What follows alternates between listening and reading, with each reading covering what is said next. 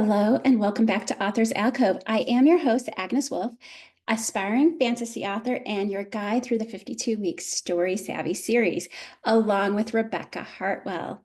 Here we tackle one self-editing topic each week to help you transform a good story into a great one. Through this series, I get the privilege to ask developmental editor Rebecca Hartwell with Heartbound Editing. I strongly recommend her services. I have been so incredibly happy with all the feedback she has given me, and I am so glad that she is willing to do this series with me. I definitely give her a 5-star rating. Definitely go over to heartboundediting.com if you're looking for one. Anyway, so today we're diving into episode 11, all about building strong, dynamic antagonists, whether that's a classic villain or a natural force or a rival with the same goal. But before we get started, I did want to share about our spring giveaway. You can enter to win an entire trilogy, The Mender. It's an emotional YA fantasy about grief, healing, and the magic that stitches people back together. It's also a time traveling series. It's actually our hottest book right now. And so there's a lot of competition for this particular book. And you can go for it till May 31st and be the lucky winner for this entire trilogy. Or you can look at some of the other books on authorsalcove.org, where you can see ones that may not be as wanted, but you have a higher chance of getting. There's lots of titles there. Very excited to give them away. Definitely check them out. And then drum roll, please. We also have our summer giveaway is going to be, I'm going to start listing some of them. They will go till August 31st. Is 30? No, 30 days, half September, April, June, and November. Okay, August 30th. But this book, I am so excited to read. You can't see. Okay. Angel of Water and Shadow by Tori Guyon. I am going to have the privilege of introducing them or interviewing them in just a couple of weeks. And I'm going to be listing this very soon here. So definitely check it out at authorsalcove.org. The summer giveaways will be towards the bottom. And I'm going to slowly add them as they start to come in. So if you want to send some in, definitely reach out by email and I will send you my mailing address. And I love it when people sign, but if you want to send directly to Amazon to save a little bit of money, that's okay. Not all of the books are signed. Anyway, all right. So let's listen to this episode. I pre-recorded it with Rebecca where we talk villains, or as us writers like to call them, antagonists, or rather the person or thing that makes your protagonist's life very difficult. Anyway, I hope you guys enjoy this episode. Thank you. This is episode 11 of the weekly Story Savvy series, where we tackle the 52 biggest self-editing topics and tips to help you make your good story great as an aspiring author asks me, a developmental editor, all of the questions that you have wanted to. We have covered a bunch of different topics in this series so far, including last week's episode on your protagonist and their character arc and how you can make sure that that is working well. Today, we are going to cover the counterbalance to that, making sure that we have a solid antagonist for our protagonist to contend with. By the end of this episode, you will hopefully feel confident identifying your force of antagonism, whether or not it's working well for your story, and how you might want to improve it. Joining me today is to ask all of the questions that you have wanted to is my friend and co-host, Agnes Wolf. I am an aspiring fantasy author who hopes to release her first middle grade novel later this year, and also the host and founder of Authors Alcove. I'm here today to tackle villains, antagonists, and the whole arena of whatever is opposing our protagonist. So to start off, I want to first ask the very obvious question: what quality should a good or great antagonist have? So, what makes for a good antagonist or force of antagonism is that they are directly set against the protagonist in some meaningful way, and that neither of them can easily get away from that conflict. So the first part of that formula easily boils down into three different categories. Option one for that conflict is that the villain has the same goal as the protagonist, but in a way where they can't both achieve their goal. So, for example, if they are rivals in a competition and there can only be one winner, that's a great example. Option two for that conflict is that the protagonist and the antagonist, have directly opposing goals around a set outcome. This could range from the villain and protagonist each wanting the love interest for themselves, so they're rivals in a romance, all the way up to a tyrant wanting to exterminate a whole demographic, and the protagonist wanting to protect those lives and freedoms. So there's something common at stake, but the protagonist and antagonist want very different outcomes for it. The important part with both of those options is that if the protagonist wins in their goal, then the antagonist has to lose an equal amount, and vice versa. So it has to be a only one can win situation. Option three for that conflict is the most nebulous and perhaps difficult to define, where the force of antagonism is something like a natural disaster or a giant shark or an entire social taboo or that sort of thing. So in this situation, I do recommend showing that large nebulous force of antagonism personified through a singular secondary character, like someone being a bigot to represent this societal taboo and acting as the voice for that larger force of antagonism. But when it's something like getting stranded on a desert island, which is a solid force of antagonism, then the trick is simply to use the challenges and stakes as the opposition to the protagonist's goals, such as surviving or leaving. So as the force of antagonism um, becomes this sort of thing that you can't really, name or put a face on, then the goal becomes for the protagonist to survive and get away from it and triumph over the unexpected blows that come in from the force of antagonism, whether or not that force is what's the word I'm looking for? Uh, Malicious in directly targeting the protagonist. So the other quality that the antagonist or the villain really has to have to work as such is that the protagonist and antagonist need to be inescapable to each other. So you, as the author, need to build in some compelling reasons why the protagonist is forced to continue interacting with and or contending with the force of antagonism, and why that is unavoidable in the long run. Bonus points on this, not a requirement, but bonus points if the global inciting incident, so whatever sets off this whole story, comes directly from the villain in genres that expect that, like action adventure and thriller. I know, probably because I am a fantasy reader and fantasy writer, I often think of, when I think of the antagonist, I think of the villain. Like, Sauron in Lord of the Rings, or Amaranthe from ACOTAR, or being a Potterhead, of course, Voldemort. So I think it's important to first, let's just define what is an antagonist and how much flexibility do we have when creating our antagonist.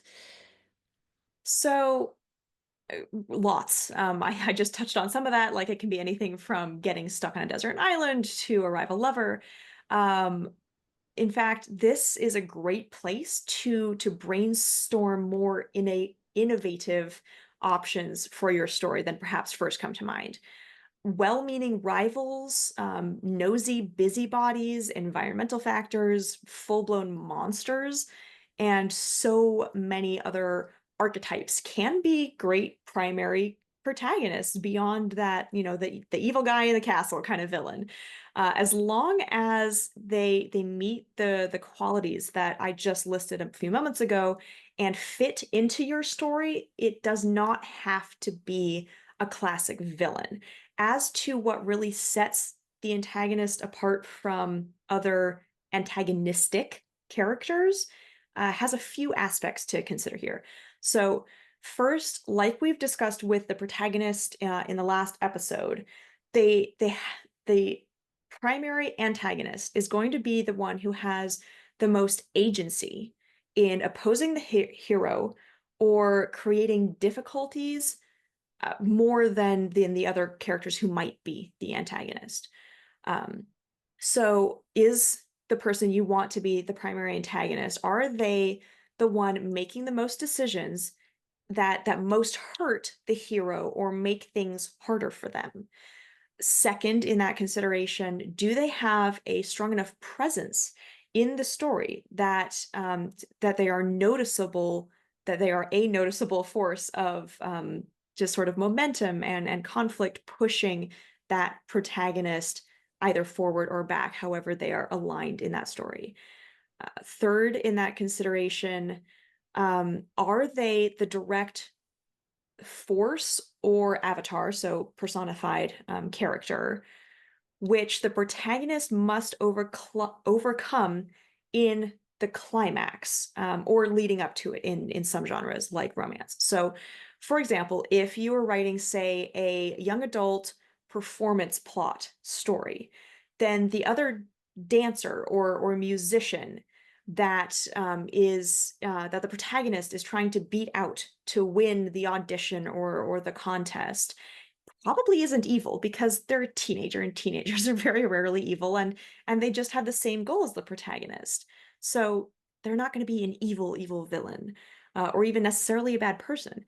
But the very fact that they are in a position that at every turn they are what is opposing and pushing the protagonist to better themselves and to push themselves and introducing hurdles like, for example, booking the rehearsal space when the hero needs it or bribing the judges or something like that, then that character is going to be the antagonist because it is that rival which the protagonist has their direct confrontation with at the climax, at that performance.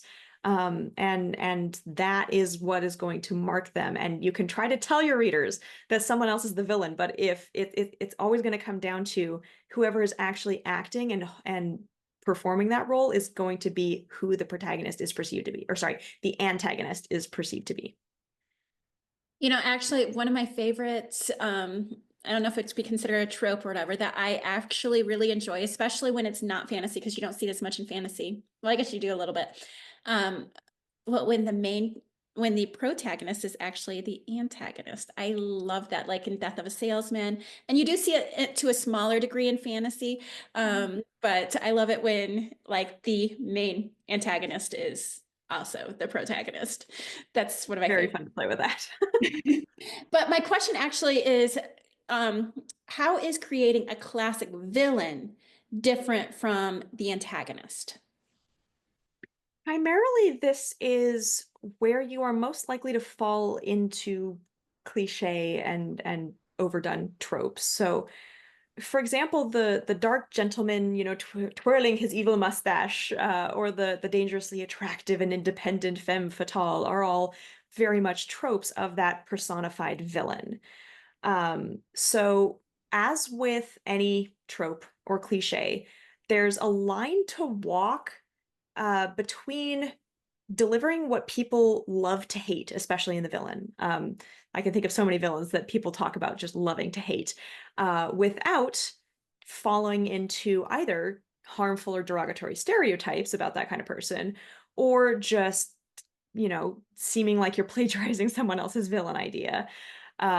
So, a little bit of advice there would be you still want to twist or innovate some layer of those expectations. And we've talked about iterative brainstorming before, so that can be a tool that you can use there.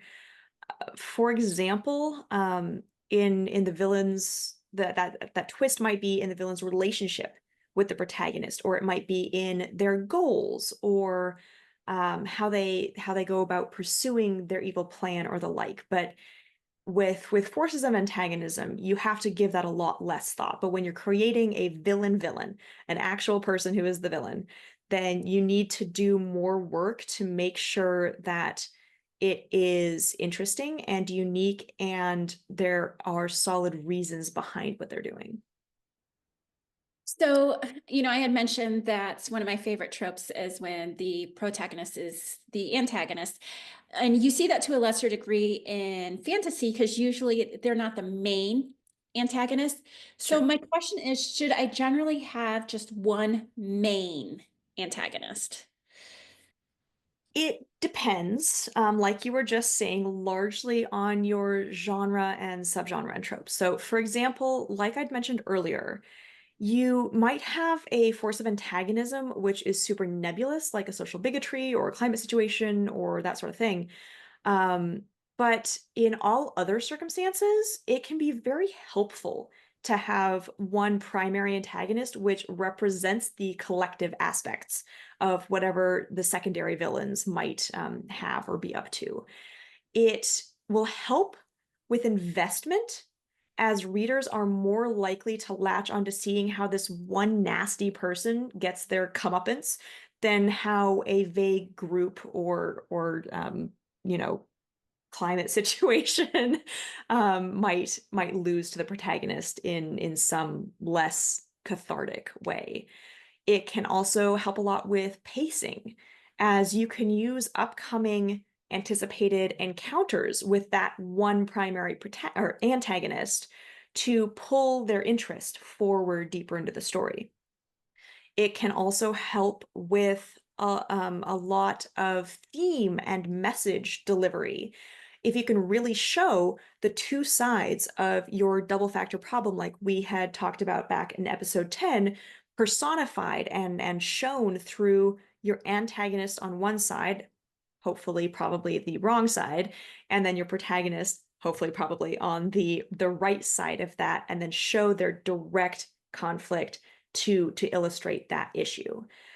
Worth noting here is that in stories with nebulous forces of antagonism, that double factor problem is more likely to be about how it's best to try to escape or how it's best to try to survive or stay secret or pursue your goals within that nebulous force of antagonism rather than with that direct approach of having a personified antagonist and protagonist going at it as people. So I know one of the main goals of an antagonist is to move the story forward, to move the protagonist either forward or backward. So how do we know if the external forces, particularly the antagonist, are impacting the main character's choice and we're doing an effective job of pushing the story forward and affecting our protagonist? I think I'll answer it by expanding on what I'd said earlier about making sure that the protagonist can't escape that antagonist and or the other way around, making sure that they're stuck together. So try asking yourself, how is that force proximity causing friction? Why, how do I want to put this? What tensions and what arguments and what conflicts of interest are coming up because these two people are forced to interact with each other. You can also ask yourself what hurdles are ending up in the protagonist's path because the antagonist is chasing their own goals or chasing the same goals. How is the protagonist getting in the antagonist's way? And what is the antagonist doing to get them back out of their way so that they can get what they want and what they need? And then how are you making sure that when they come into conflict, that matters and that is making changes and forcing the protagonist to act? I will say that the antagonist doesn't have to oppose the protagonist. They can also try to recruit them. So, for example, if your protagonist is let's say, trying to win an election and the antagonist is trying to win the same election, then maybe the antagonist, rather than just smear campaigning your protagonist, tries to recruit them like, hey, well, why don't you run as my VP? And then you can still have what you want and I can get what I want. So it doesn't have to be conflict, but it definitely has to have some form of trying to get the protagonist off of their goals, off of their path. Uh, so these are just some of the ways to make sure that your antagonist is helping push the story forward. But I don't think that this is something that's worth stressing over, especially in the self-editing phase. And definitely doesn't need to be present in every scene, but definitely check a couple of the places where you think that that matters the most in the story. I know, especially in middle grade fantasy, but fantasy in general, our villains are often less sympathetic than like in other genres. So, what are some pros and cons to making a villain sympathetic as opposed to a truly villainous character? So on the pros side, it can really help to avoid falling into too much of a cliche trope if they are very humanized and very sympathetic. It can make the villain more interesting and more compelling, which is usually a good thing, and can also make the reader think a lot more deeply about the villain's side on whatever the issue is, of the double factor problem if you're using that as a means to illuminate your message or theme.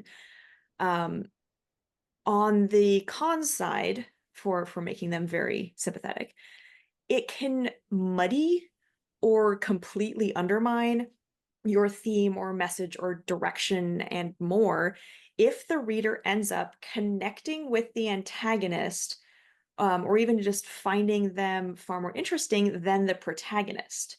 And what you were talking about earlier, where you love the trope where the protagonist is the antagonist, this can not matter. This can be exactly what you're going for. And in fact, if you want your antagonist to be the protagonist, this is how you do it. You make them so humanized. You make them so what was the word you used? Just like understandable and sympathetic and all that kind of stuff.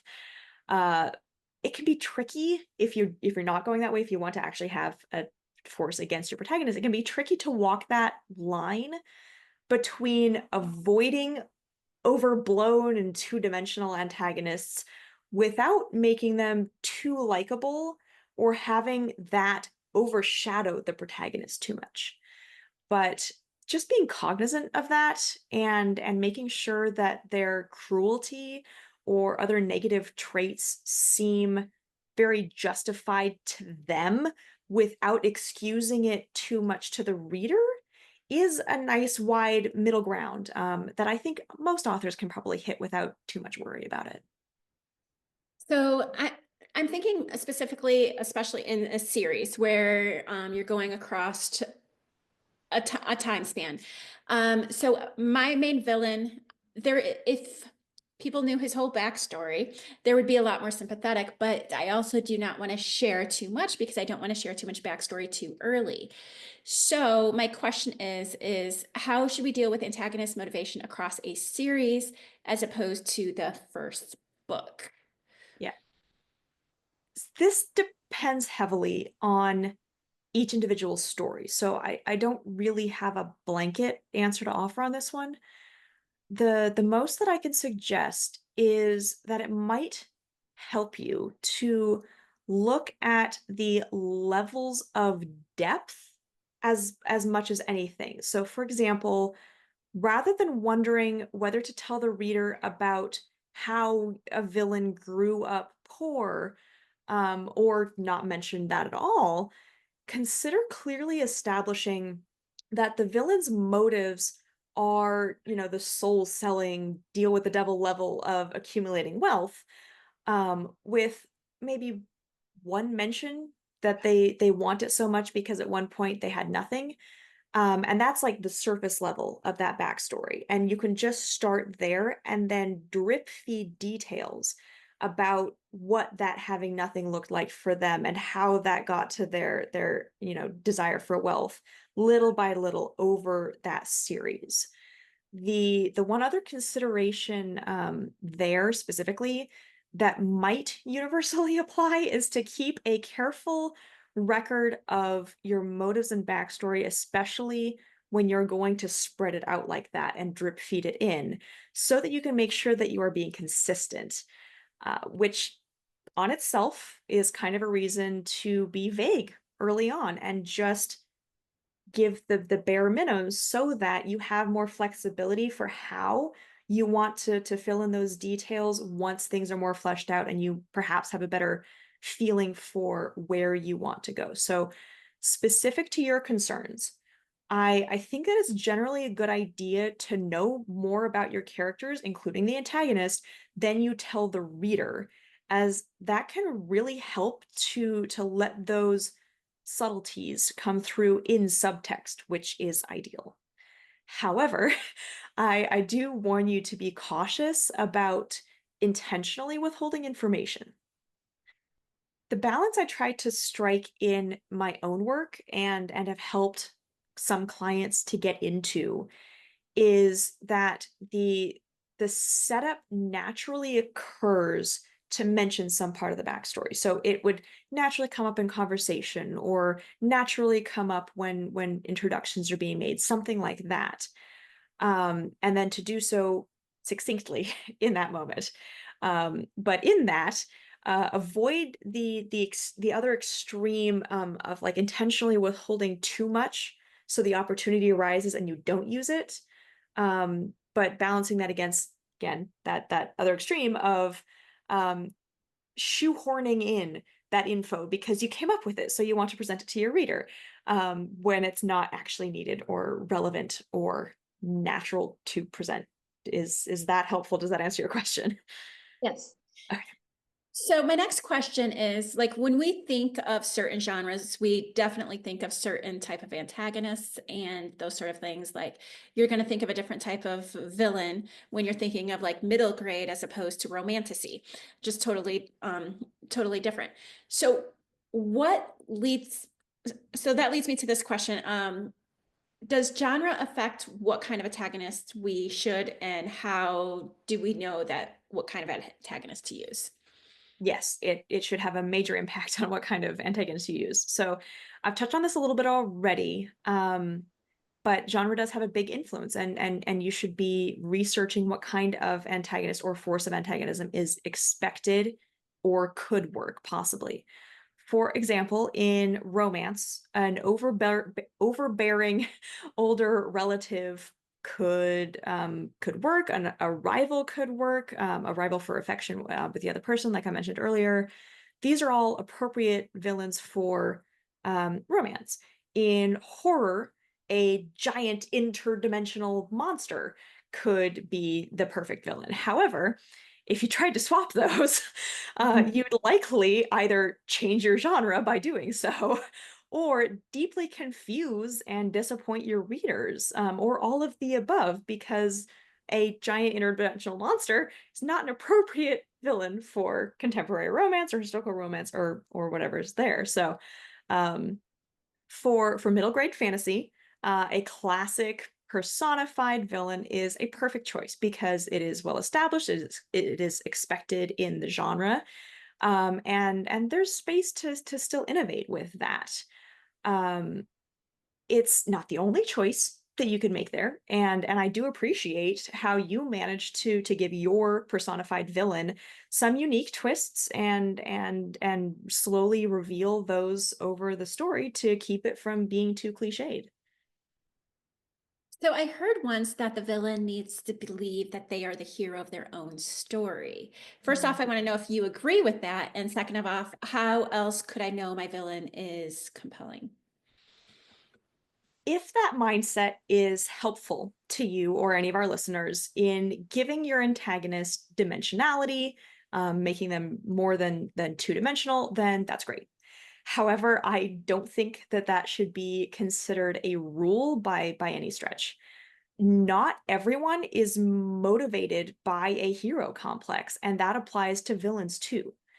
Desperation, the need for validation or approval, wanting to improve the lives of their family, achieving success or accolades, or a ton of other non heroic things are great motivators as well. The important thing is just that the antagonist, assuming it's a personified avatar, has a solid, clear motive and or goal whether that's seeing themselves as a hero or not. It can be whatever you need it to be. So thinking that the villain has to see themselves as a protagonist, as a hero, is a mistake, but they do need to have some kind of driving motive.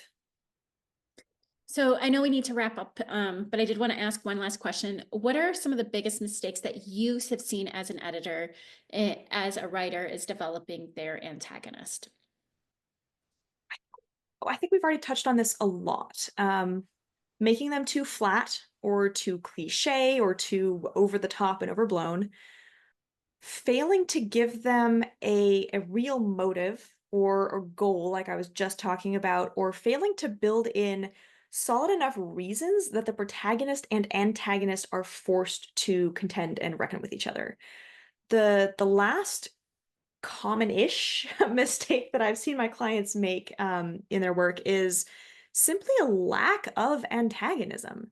So tension and conflict are a huge part of making any story interesting at whatever level or intensity is appropriate to that genre.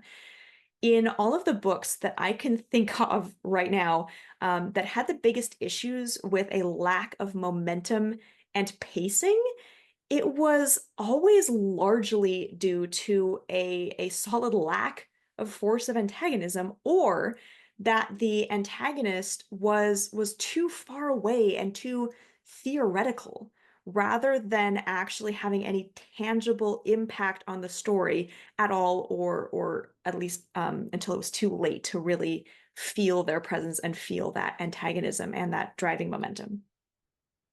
Well, thank you so much for answering all those questions. I really appreciate all that you share. I really appreciate this opportunity as well. So, Of course.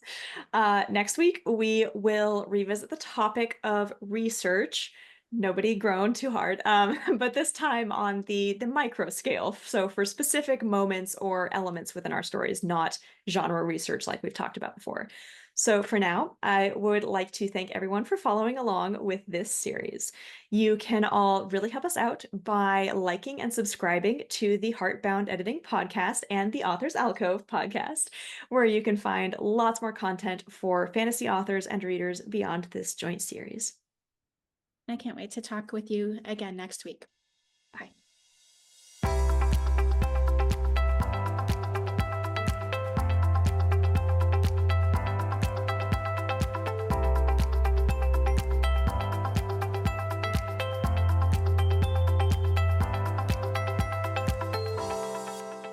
Thank you so much for listening to the Heartbound Editing podcast. I look forward to bringing you more content to help you make your good story great so it can change lives and change your world. Follow along to hear more, or visit my website linked in the description to learn how I can help you and your story to flourish. See you next time.